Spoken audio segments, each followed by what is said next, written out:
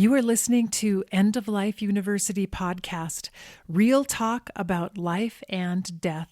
This is episode number 187. Welcome to End of Life University podcast. I'm your host, Dr. Karen Wyatt, hospice physician, author, and educator. In this podcast, I share thoughtful conversations with experts in various fields related to dying and death, and informative teaching sessions on preparing for the end of life by living fully today. Hello, everyone. Thank you so much for tuning into the podcast again today. I'm really glad you're here with me for another episode in the Mortal Wisdom series. Today is part 4. There's no time but the present. How to be right here, right now. And I will be sharing my thoughts on that subject with you in just a few moments. But before we get there, I have a couple of announcements for you. First of all, just to let you know, as you are listening to this on the day the podcast is being broadcast, I will actually be in Burlington, Vermont, being a keynote speaker for the 2019 Gerontology Symposium that's being held there. So I'm very excited about that, excited to have the opportunity to go there and speak.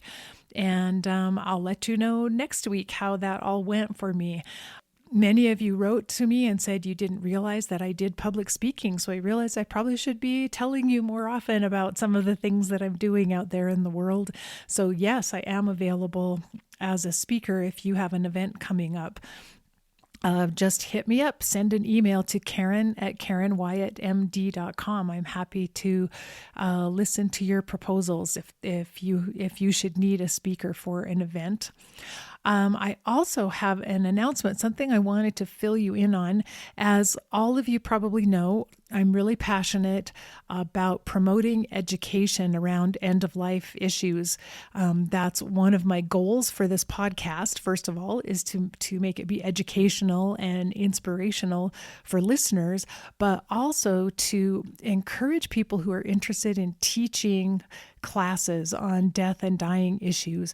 So I have created the teaching guidelines for a death and dying class, which is just a free PDF handout that talks you through some of the steps of putting together a class. But today I wanted to share with you a resource that I think could be extremely valuable if you're interested in doing some sort of a class or a workshop or an event in your community. I have learned that the documentary Endgame, which you might have seen already and you might know is currently streaming on Netflix and also was nominated for an Academy Award this year as Best Documentary Short. And it's a fantastic documentary. Again, it's short. It's not, it's not a full feature-length film, but Endgame is available for free for screenings in your community if you're interested in hosting an event. They will send you a DVD of the documentary, which you can show in your community. Also, free discussion guides are available that you can use to help lead a group discussion after the film. So if you wanted to create an event, maybe it would be your first time of putting together a workshop or a class in your community, you can sign up to get a copy of the DVD of Endgame and arrange to show it in your community and then host a discussion afterward. And the guide will talk you through questions you can ask and how to lead a discussion for a group in your community. So I highly recommend it. Endgame is a fantastic introduction to hospice and palliative care, also advanced care planning and making decisions about the end of life. So if you have Netflix, you can watch it yourself online and see if you'd be interested in doing a screening with it. If you think you'd like to bring the film to your community where a whole group of people could watch it at once, if you go to the website endgame-documentary.com. You'll find a place there to sign up to do a screening and also to download discussion guides. And there are 3 different guides that you can download depending on the audience that you'll be presenting it to. So I highly recommend Endgame. I think it could be a huge asset. And if you are a teacher already and you have a class, you might want to show it to your class. If you want to become a teacher or would like to lead an event, this might be a great way to get you started. And so I encourage you, go to endgame-documentary.com and check it out. Finally, this podcast, as some of you may know, is sponsored by your generous donations on my page at patreon.com/EOLU. I want to thank all of my donors and supporters who've been making a small monthly contribution to keep the show on the air. It means everything to me. And knowing that you're listening, that you value the content that I'm creating and putting out into the world, keeps me going emotionally and spiritually.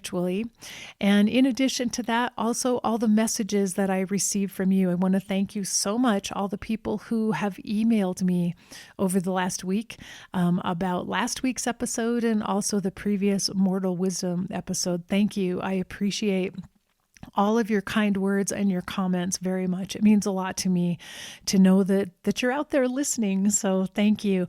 If you'd like to become a supporter on Patreon, that page again is Patreon, patreon.com/EOLU. And there you can sign up for as little as $2 a month, and you'll receive some extra bonuses each month when you do that. So thank you once again. And now we'll get on with our feature episode here, a discussion about the present moment. There's no time but the present, how to be right here, right now. This subject became very important to me once I started working in hospice. Up until that point, I didn't really understand what the present moment was. I had read books like The Power of Now and heard people talk about being present and being in the present moment, but I didn't fully understand what that meant or even how to do that. I didn't really even know if I had ever experienced that myself. But when I first started working with dying patients and sitting with them, I began to recognize that many of them were particularly good at savoring each and every moment of life. They would tell me about experiences they had had, like a beautiful sunset they had seen the night before, and describe all the colors and how they sat by the window and watched the sunset as it changed and the colors melted together and gradually faded away at the end of the day. They would also describe to me things like eating an ice cream cone and how delicious it was, and the cold temperature and the sweetness of the ice cream and the drips running down the side of a cone, and the whole experience and how amazing it was for them. And I realized, of course, it's because they know that sunset might be the last sunset that I ever see. That ice cream cone might be the last one that I ever eat. And I recognized how powerful it was to have that knowledge and to recognize that this experience that's happening to me right now might never happen again. This might be the only time I experience this in the rest of my days. So I need to make the most of it. I need to take it all in.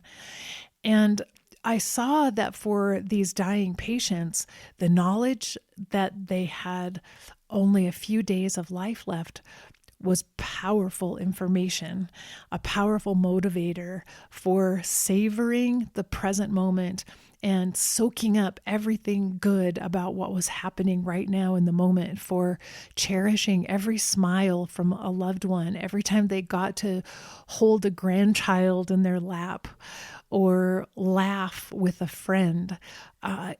Every one of those little moments, those little events became precious for them simply because they were self-limited, because they weren't going to last forever and they weren't possibly going to ever happen again. So that's when I first became aware of this idea of really enjoying fully the present moment, whatever is happening right here, right now, wherever I am. I observed it. I witnessed my patients being in that state. And yet I still was not very good at doing that myself. I recognized, like, I've never enjoyed an ice cream cone as much as this person seems to have enjoyed the ice cream they ate yesterday. So I knew that something was missing for me. I knew that I wasn't in the same place my patients were. I didn't know if I could be in that place or not. And it really came home to me one evening when I was out for dinner at a nice restaurant with my husband. And you might have heard me tell this story before. As we were eating dinner, my head was full of thousands of thoughts. I was thinking about things I needed to get done the next day. I was thinking of things I hadn't finished that I should have done that day. I was worrying about an argument I had had with someone a few days earlier and how I was going to resolve that, and also feeling stressed about events that were going to be happening down the road, a few weeks down the road. All those thoughts were in my mind simultaneously, taking up all my bandwidth, completely occupying the space in my head. All of my thoughts as I was eating this nice dinner in a restaurant. And I found myself actually thinking and saying, we should come here for dinner sometime. And as I heard myself say those words, I realized what I mean is I'm not actually here right now. I am not actually fully present here in this restaurant at this table, tasting and enjoying the food. I'm going through the motions of being here. I'm cutting up my steak and I'm chewing it and eating it, but I'm not even tasting the food and I'm not even enjoying it because my head is so full of other thoughts and because my awareness is being drawn either into the past or into the future. I'm worrying, I'm stressing over things, I'm listing things in my head, I'm making plans for things. I'm not being here, fully here in this moment, in this restaurant, enjoying this lovely dinner with my husband.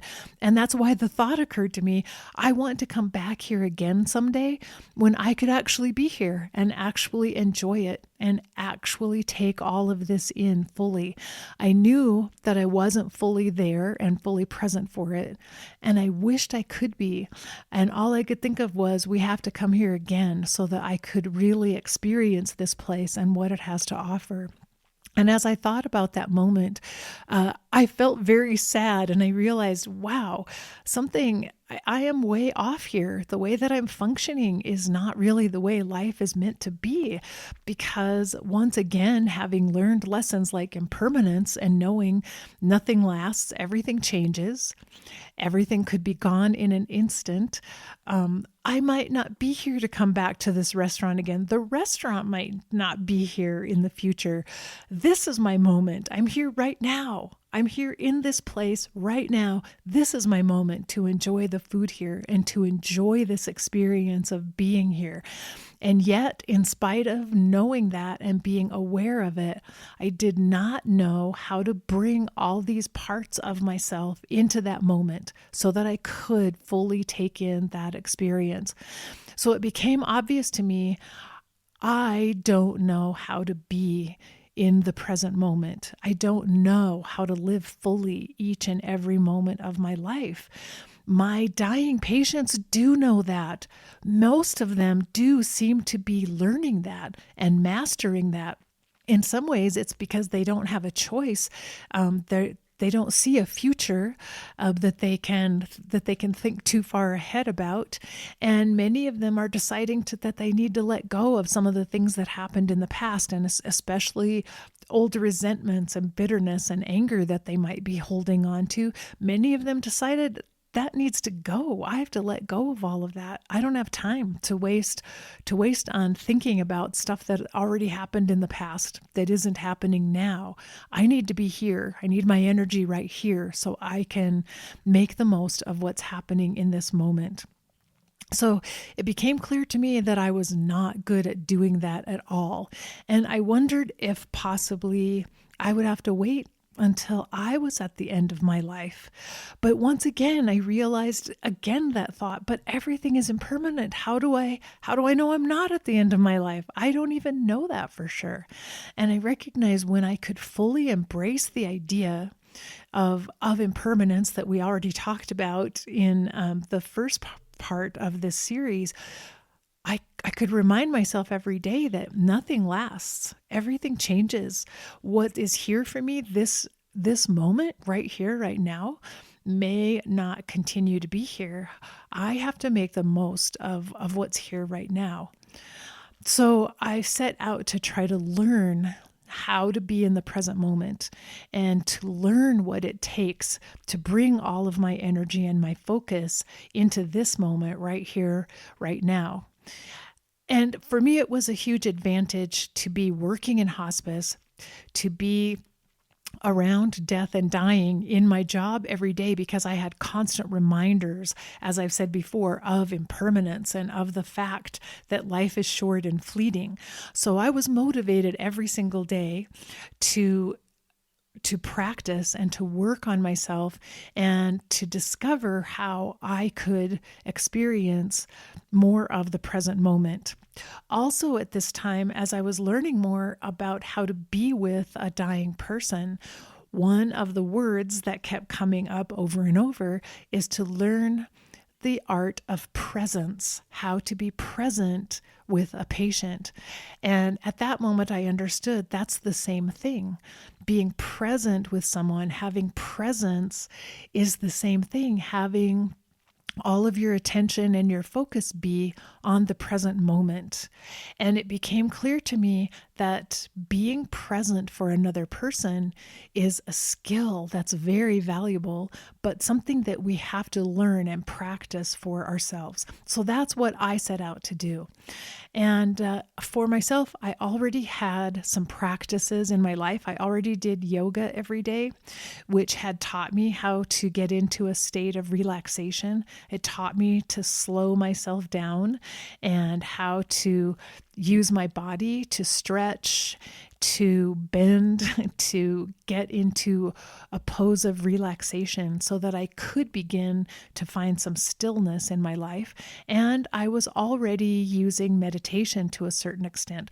So those two tools were a really powerful way for me to begin to focus more on how to stay in the present moment. Because I recognized during my yoga practice and during meditation, for the most part, I was able to get to the present moment. I was able to experience it and able to see it while I was engaged in those practices. And what I needed to do was learn how to expand upon that and how to carry that feeling of presence and being fully here, right now, into every moment of my life throughout every day.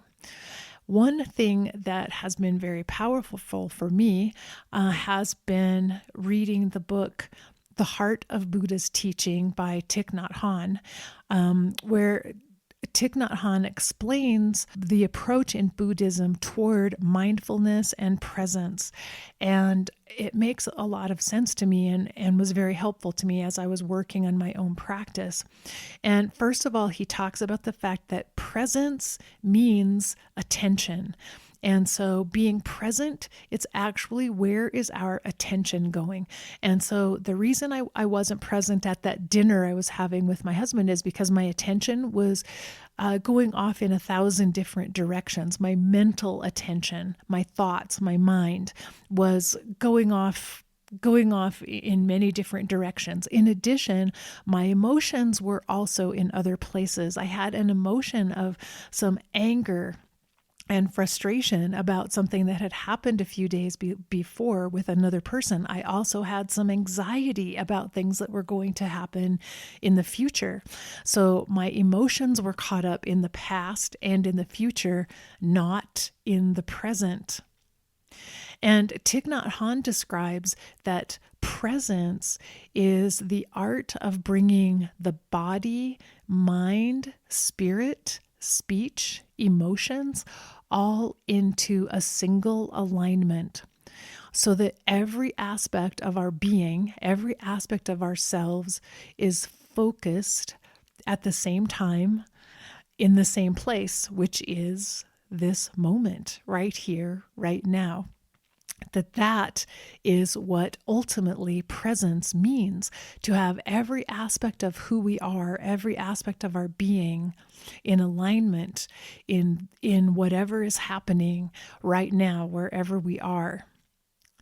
So I liked that idea of having a single focal point in a way, and of bringing together every part of me into that single point of focus. And that point exists in the here and now, right here in this moment. It doesn't exist in the past. That's already gone. The past isn't here anymore. It doesn't exist in the future. That hasn't happened yet. The only place that's real is right now, right here, this moment. And so having that idea in mind that I needed to bring all the parts of me together to focus on this very moment and whatever I'm doing right now. So that became my task, to begin to learn, how do I bring all the parts of me that are scattered and fragmented and running off in different directions into this one place. And the fact is, the physical body, it is here in the now. The physical body only exists in this moment. The physical body is all about the present moment. The soul, or the spirit, also only exists in this present moment. So it's really the mind, the emotions, the ego that can be scattered into the past and the future, that need to be gathered together and brought back into the present moment in order to have this experience of being fully present for ourselves and fully present for others, including the dying, if we are sitting for the dying. And Thich Nhat Hanh wrote something really beautiful, that if one person can be fully present for a dying person, that dying person can be assisted more than anything else on their journey, their transition into death. If one person is simply there and fully present for them, because presence itself is so powerful. When our focus and our attention is all on this single moment, it creates a sacred space around us. And it is within that sacred space that a dying patient can feel safe enough to make their transition to die when the timing is right. It's also the place where healing can happen and transformation can happen. And so Thich Nhat Hanh describes that we are really creating sacredness around us when we can bring all of our attention to this single moment and not be distracted or pulled away from it. But once again, as I said before, it takes a great deal of practice in order to have that capability. So that's what I learned. It was something that I had to devote attention to every single day. And I began to use my yoga practice and my meditation practice as the place where I would work on developing my skills at becoming more present and being in this moment. And again, I already had those practices. I just wasn't using them so much to develop my ability to be in the present moment.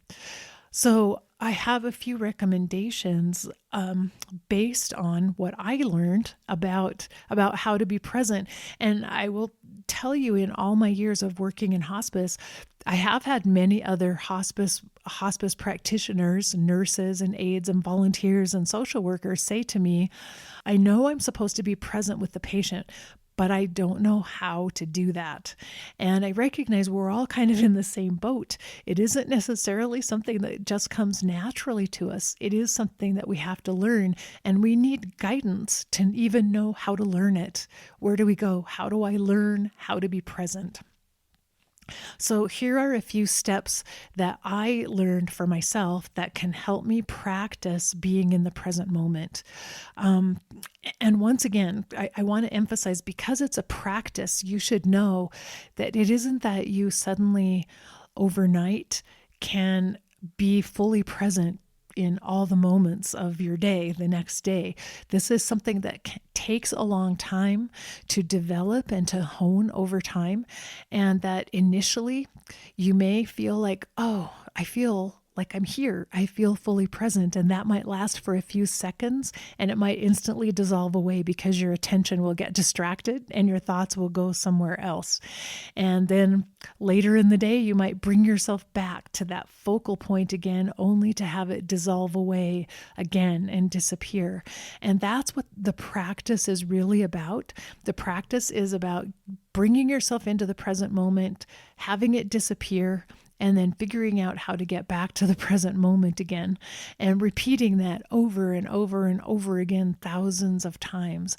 And what you discover over time is that gradually each time you might be able to stay present and focused and attentive a little bit longer each time, a few seconds longer, up to a few minutes longer. And you might find that there's less time in between your experiences of being fully present, and that you can get to that state more easily, more quickly, and more often during each day. That's how it will grow over time. But remember, the practice it's this sequence, coming into the present moment, knowing that you're fully attentive and focused on this moment for a few seconds, and having it dissolve away and disappear. And then coming back into that state again. So that is the practice, finding it, losing it, and finding it again. And so I want to emphasize that, so that when you experience having it dissolve away and becoming distracted and losing your sense of the present moment, you don't feel discouraged, because that's the process that's required in order to develop your presence. And so it's really a learning activity that we'll probably spend our whole lives working on and growing gradually over time.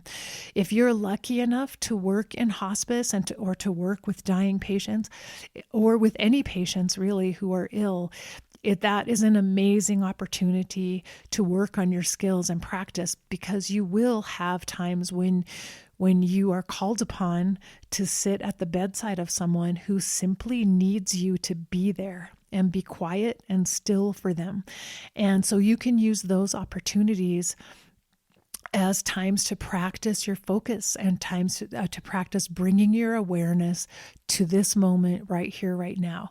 So again, I'll go back to what I said before. I'm going to tell you some of the steps that I go through to bring myself into the state of presence, into the present moment, attentive and focused as fully as possible on this moment. And the first is simply to become still. So many times in our lives, we actually avoid stillness. There's so much to do. We have so much on our plates sometimes that we rarely have opportunities to actually sit still and be quiet. And that's what I was saying. Those of us who work with ill and dying patients are fortunate, because it's part of our work to become still, to have those moments for stillness when we can just sit with someone quietly. So we're actually lucky that that is part of our work, a necessary part of our work. Many other people might be on schedules and in workplaces that are so hectic that there isn't even a time to just sit down and enjoy a meal or a snack without multitasking and having other things to do.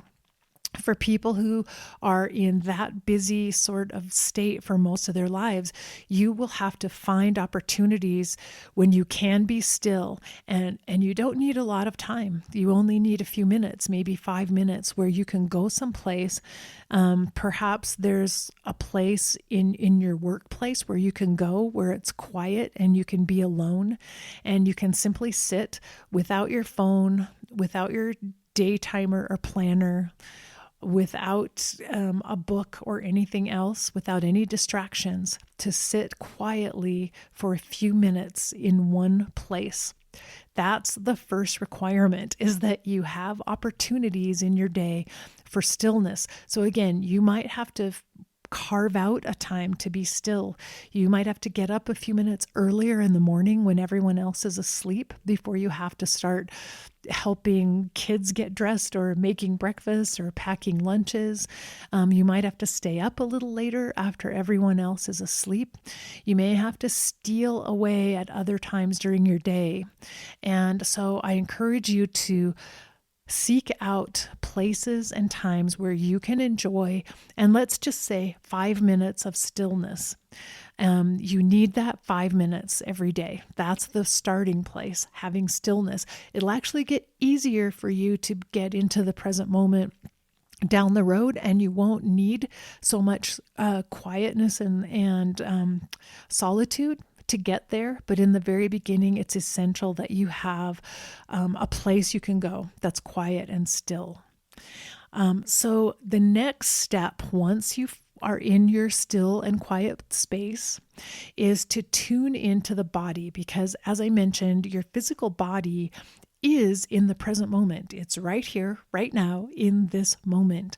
And so the first thing to do is perhaps close your eyes and just notice your body. Notice what your body's experiencing. Oh, I'm sitting on a chair right now and I can feel the chair. I feel the back of my thighs pressing into the chair. I feel my feet on the floor. I feel my hands, they're resting on my knees. I feel a slight pain in the small of my back where I have a little bit of discomfort there. I feel moisture on my tongue.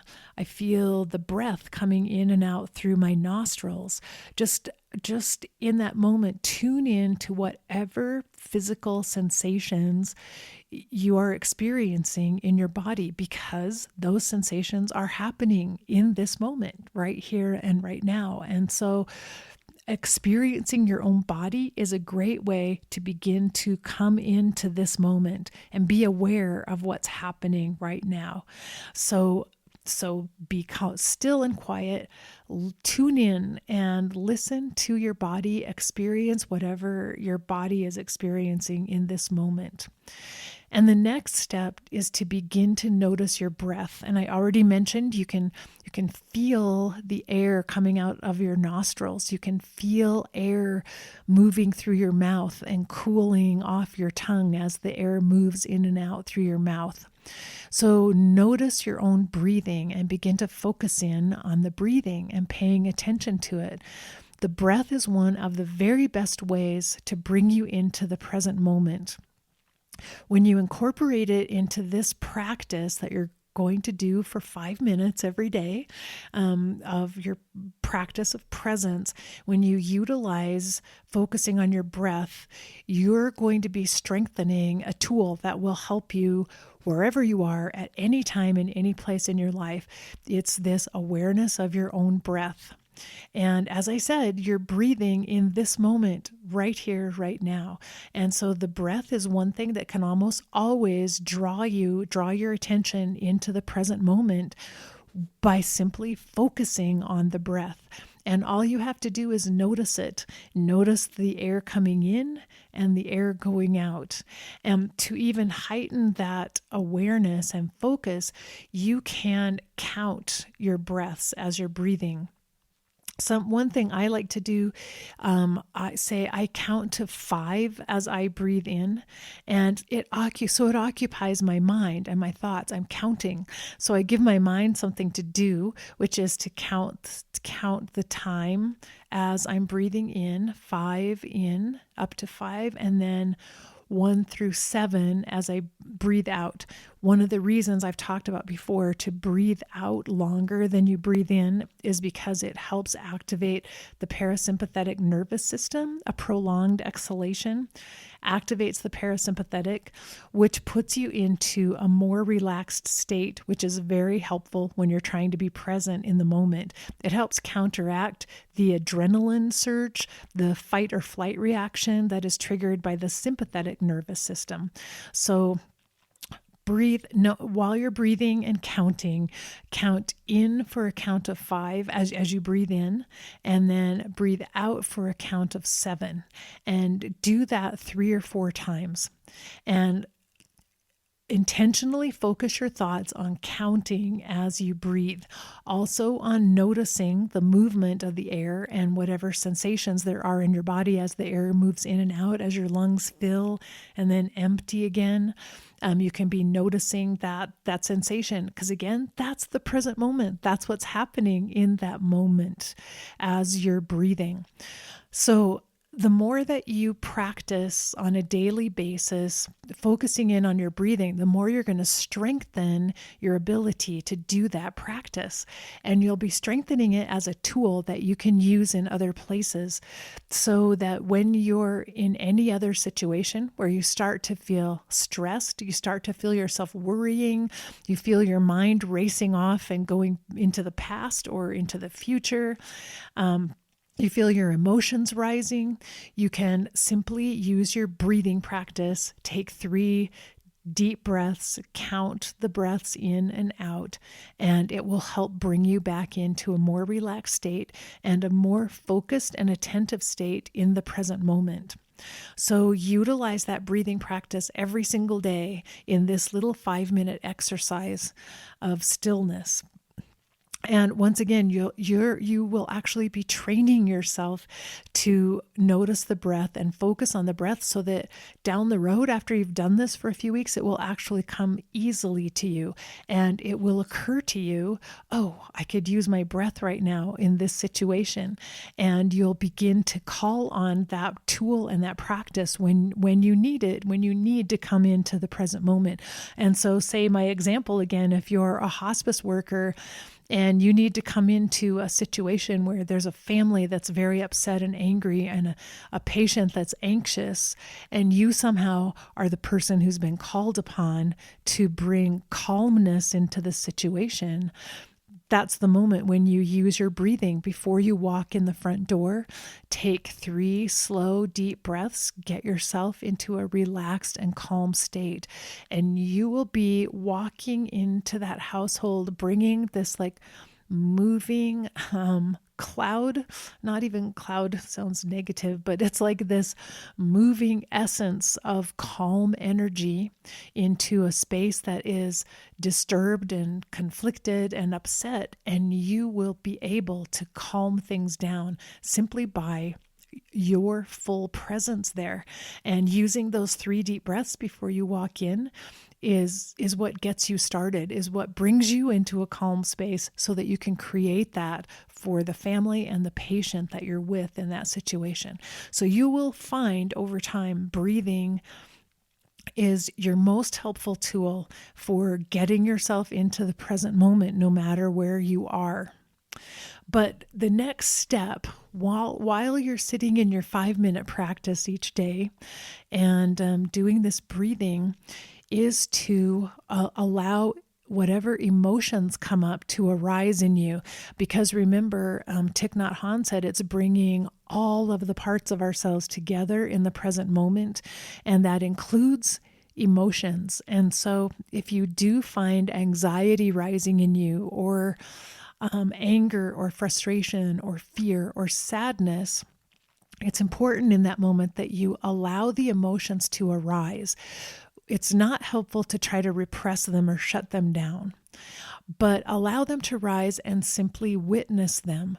And what you want to do in your still, calm state is take one step back from the emotions that are coming up in you, as if you were a wise advisor observing, oh, look, there's some fear coming up in me. Isn't that interesting? So that instead of identifying with the fear, you simply observe the fear. You observe it from a slight distance. So rather than saying to yourself, oh no, I'm frightened right now, you don't identify, you don't label yourself with the emotion that you're having. You take a step back and say, oh, look, there's some fear arising. Because that helps you see that you are more than your emotions. You are much more than your emotions. You are a conscious being. You are a spirit, a soul. You don't have to be a slave to whatever emotions are arising. You can simply be a witness to them. So the next step in this practice is learning how to let whatever emotions might come up as you're doing the practice, let them arise and let them be there. And the moment you're able to witness them is the moment that they actually start to dissolve away and start to diminish a little bit.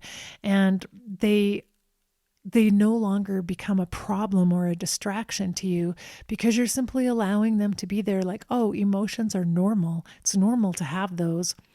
It's not a problem. It's okay that that's there right now.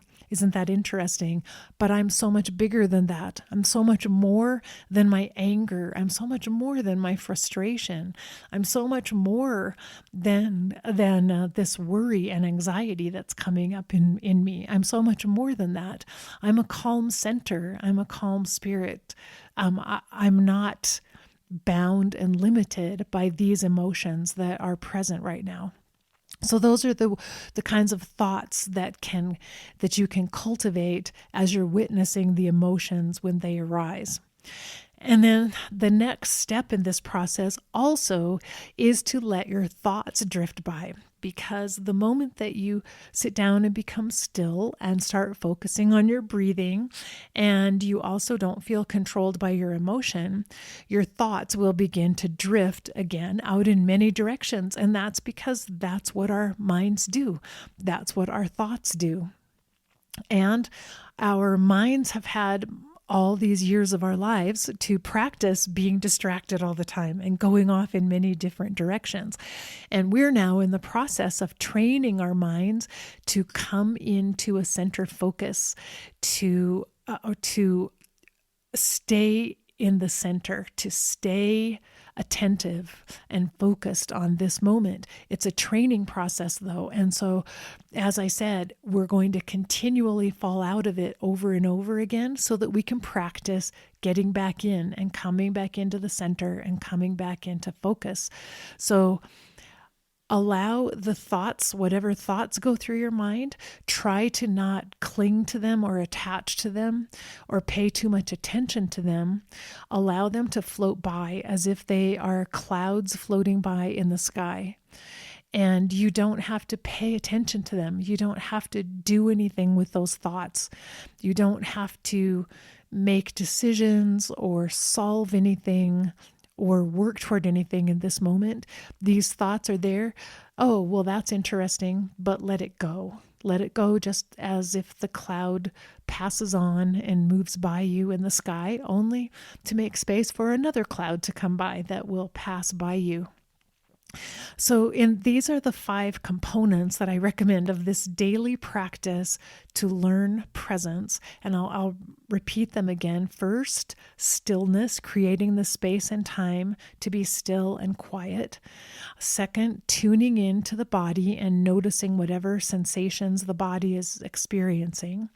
Third, begin to focus in on your breath and breathing intentionally and counting your inhalation and exhalation with a longer exhalation than the inhalation is. Then allowing emotions to arise, whatever comes up in you, and also letting your thoughts just drift by like clouds and not get too attached or too concerned about the thoughts that are coming by. And what you'll find even during this 5 minutes is that you come in and out of the present moment over and over and over again. You're in it for a few seconds and then it seems like you lose it, but then you get it back again and then you lose it again. And that will happen over and over again. But this little 5-minute practice every day is really going to help you grow and develop, as I said, so that you are mastering tools. First of all, the tool of using your breath to bring you into the present moment, a tool of being able to observe and experience your own body, a tool of witnessing your emotions without letting them take control over you, and the tool of allowing your thoughts to float by and gradually training your mind to discipline itself in a sense and focus attention on the present moment. So this, as I said, this is a 5-minute little daily practice. I recommend that you carve out time during the day when you can work on this if you seriously do want to become able to be in the present moment and able to be present for other people.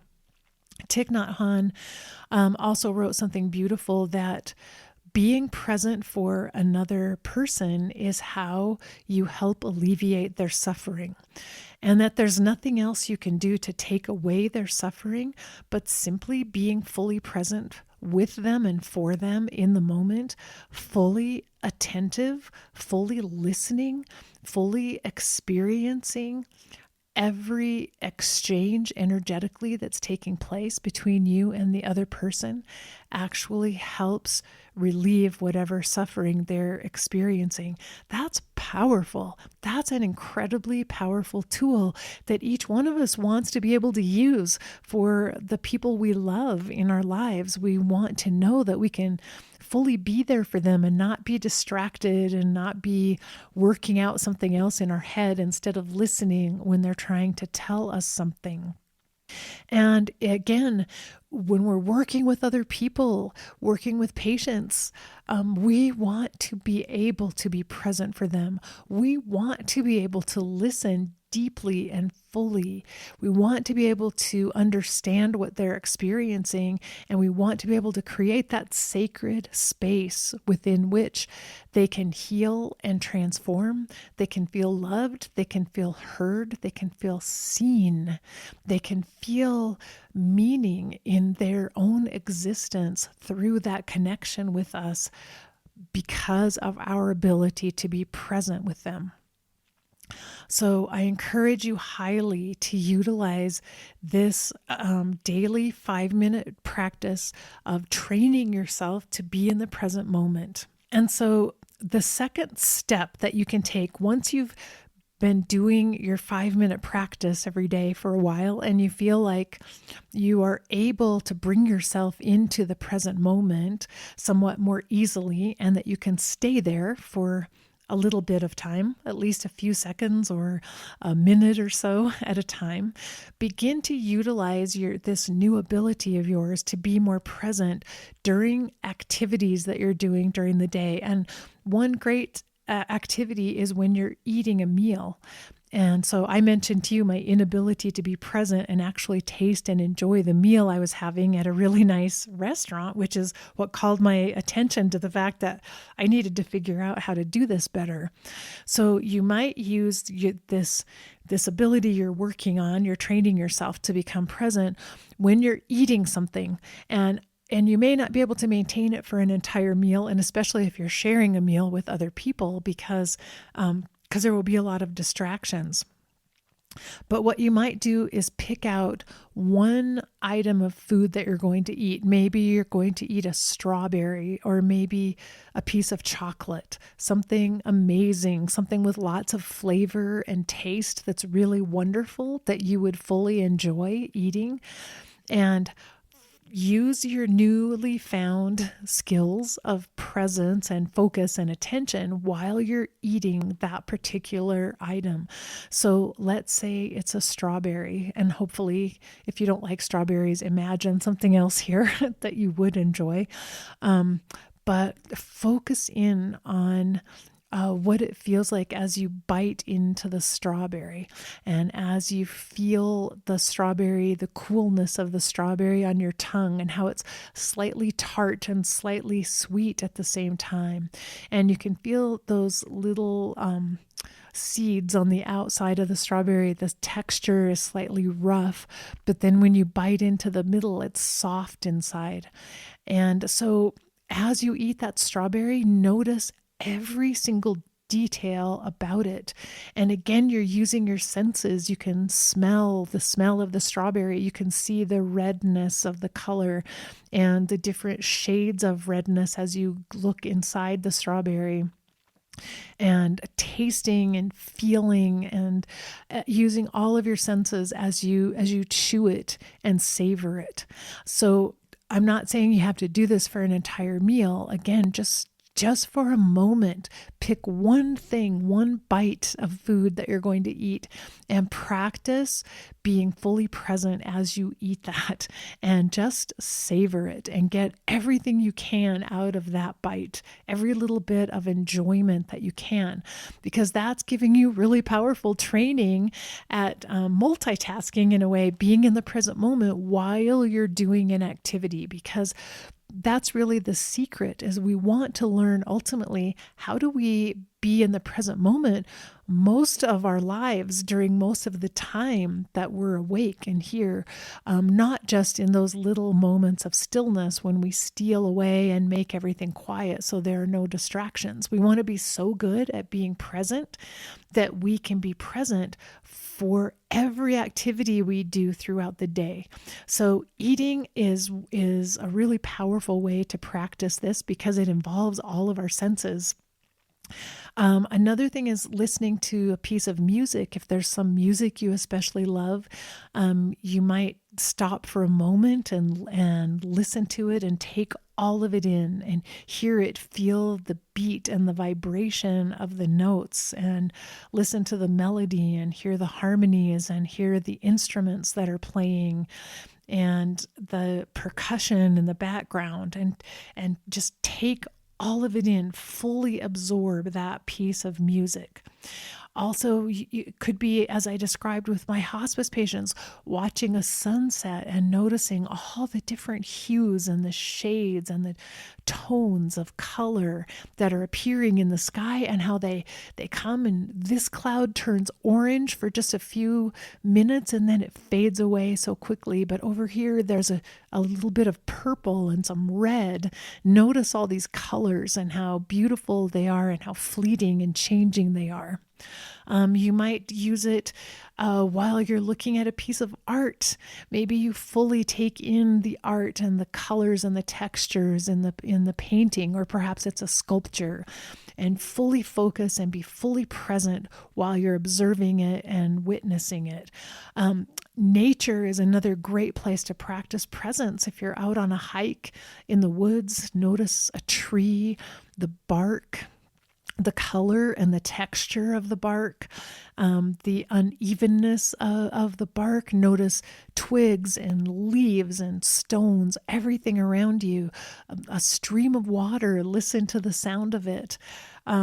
Also, if you're with your loved ones, you can practice being fully present. Maybe you're with a child and just practice observing that child as she or he plays with a toy, or practice being fully focused on someone's smile or the beauty of their eyes and how they twinkle and sparkle. And just use this new ability you're cultivating to be in the present moment in as many ways as you can, in many, many tiny little moments throughout the day, to help you get the most out of them that you can.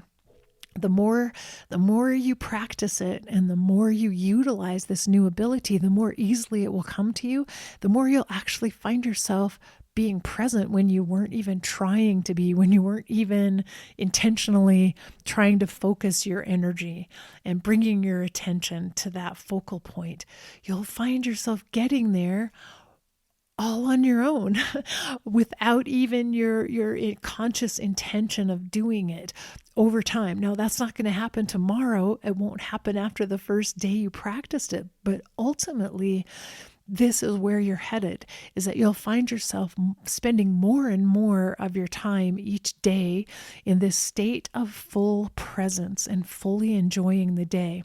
And here's what's amazing and beautiful about that.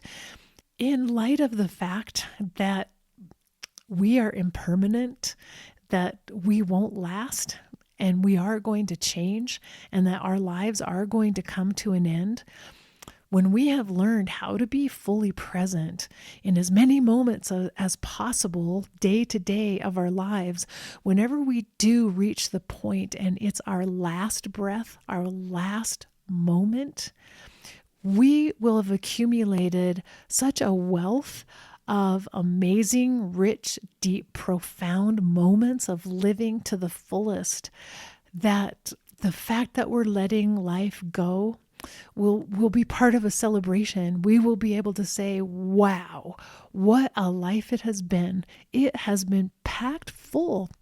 I've had moment after moment after moment of incredible experiences, and I've been fully here for every one of them.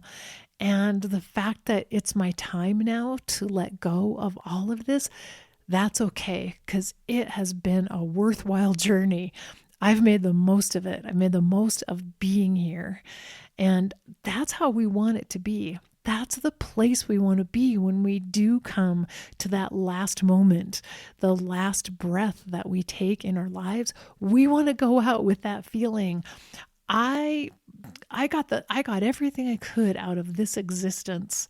I rocked this place. I made the most of every single thing that happened to me, because that's what I couldn't say at the end of that dinner at that really nice restaurant. I walked away from there feeling like, I don't know what the food tasted like. I'm not going to even remember what I ordered because I wasn't there. And I don't remember what kind of music they were playing in the background. And I don't know, I didn't even appreciate what kind of candles were on the table.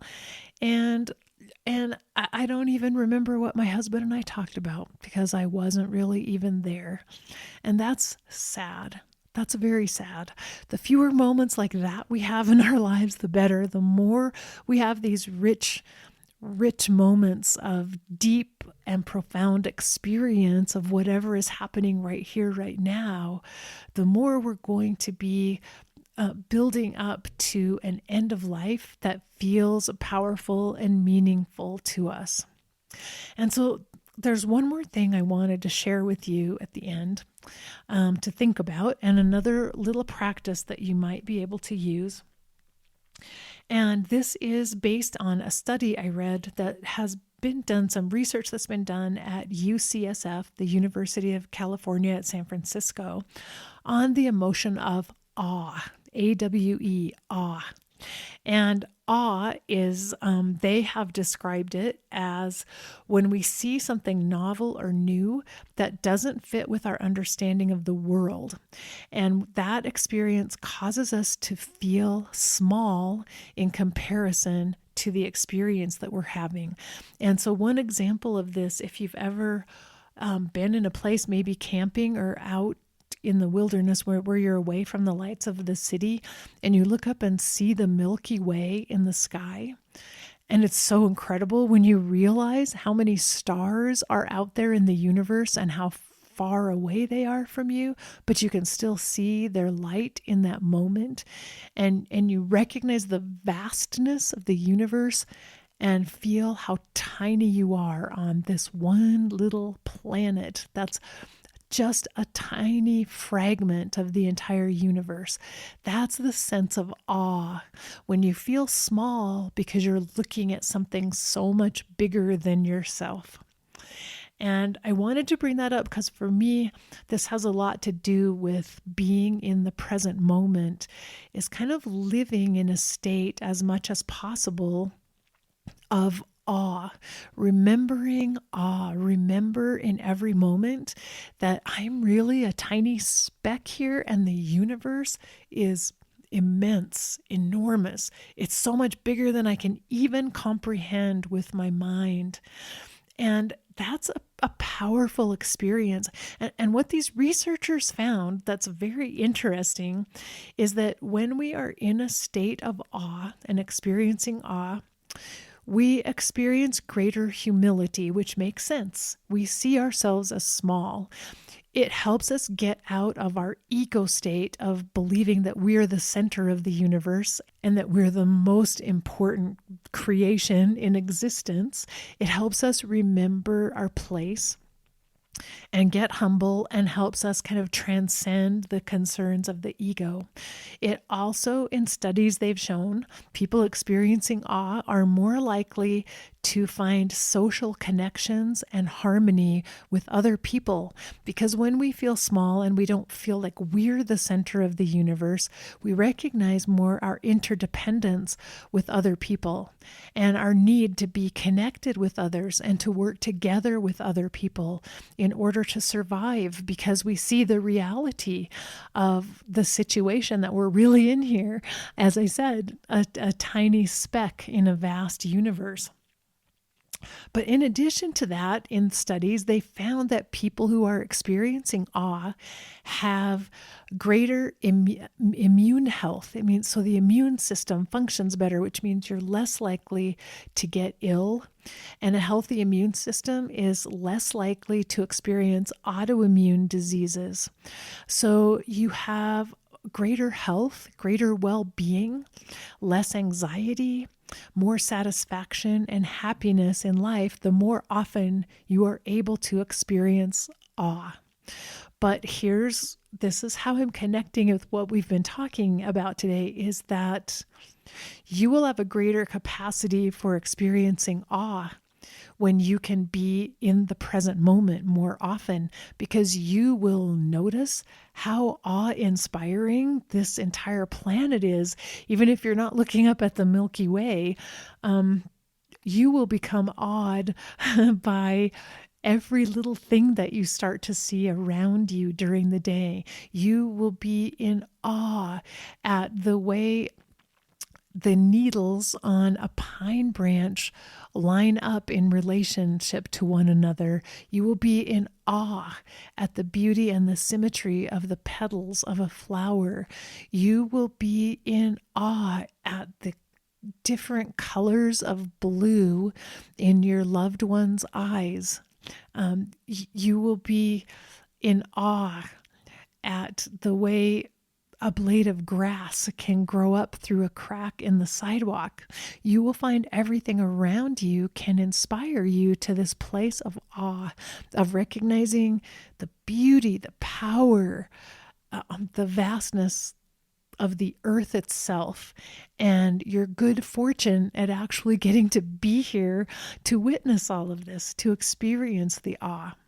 So I'm recommending, as you work on developing your ability to be present, that you make sure every day that you think a little bit about awe.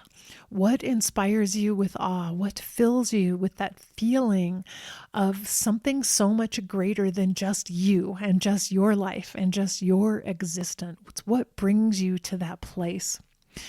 And I came up with a little mnemonic using the letters of awe as just a way of reminding you how to get back into this state of the present moment. So for the A in awe, be awake. Remember to face every day being as awake and aware as you possibly can, not tuning out, not numbing yourself out, not repressing what's happening around you, not going through the motions, but be awake. Be awake every day, awake and aware and alert and paying attention to what's going on around you. For the W, be willing. Have a willing heart, willing and open to learn from whatever's happening in your life, willing and open to accept whatever circumstances and situations occur in your day-to-day existence, willing to face it, willing to go through whatever comes to you, not trying to run away, not trying to change everything, not ignoring or shutting out anything that's there for you, willing to experience everything that life has to offer you. And then for the letter E, engaged. Be fully engaged. Be fully here, right now, in this moment, taking it all in. Focused on this moment, all of your attention engaged right here in whatever it is that's happening right now. So be awake, be willing, be engaged, be in awe of life, this life that you have right here in this moment. It's incredible. And it's an amazing gift that you are here, that you're still here today, and that you get to experience it. So take it all in, soak it up. So I hope that some of this advice of mine is helpful to you as you seek to grow your skills at becoming present. I hope these tools have value for you.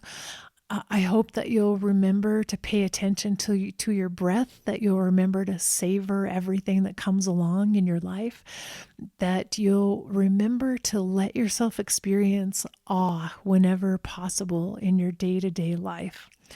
I want to thank you so much for tuning in and listening today. Again, this was part 4 of the Mortal Wisdom series. And if you missed the first 3 parts, you can go back to the previous episodes and listen to them. If you come to the show notes for this episode at eolupodcast.com, you'll find episode number 187, and I'll have links there to the previous episodes of the Mortal Wisdom series. Also, links to the Patreon page and to the Endgame documentary and other things we talked about here today. You can join me again next week for another interview in our series. And in 2 weeks, I'll have part 5 of the Mortal Wisdom series for you.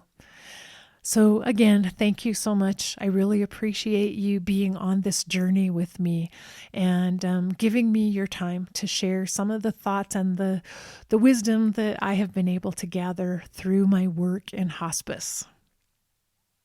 Until we're together the next time, remember that we're here for love. So be sure to face your fear. Be ready for whatever life brings you from moment to moment, and love your life right here, right now. Until the next time, bye-bye.